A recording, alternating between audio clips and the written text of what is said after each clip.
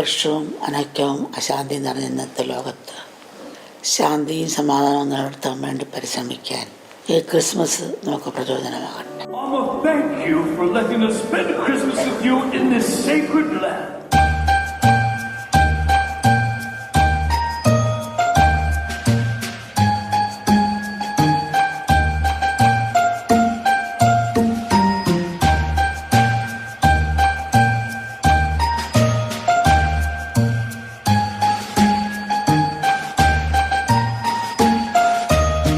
വസന്തകാലം പോലെയാണ് മഹാത്മാക്കൾ ലോകത്തിലേക്ക് കടന്നു വരുന്നത്.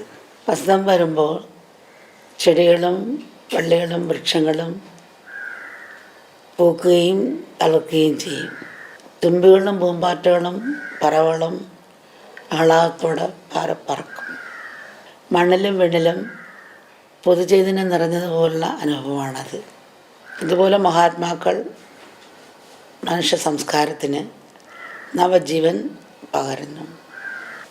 ജനഹൃദയങ്ങളിൽ അവർ ആഹ്ലാദത്തിൻ്റെയും ഉത്സാഹത്തിൻ്റെയും പ്രതീക്ഷയുടെയും വേലിയേറ്റം ഉണർത്തുന്നു. മനുഷ്യജീവിതത്തിൻ്റെ യഥാർത്ഥ ലക്ഷ്യം ഈശ്വരസാക്ഷാത്കാരമാണെന്ന് അവരുടെ സാന്നിധ്യം നമ്മെ ഓർമ്മപ്പെടുത്തുന്നു.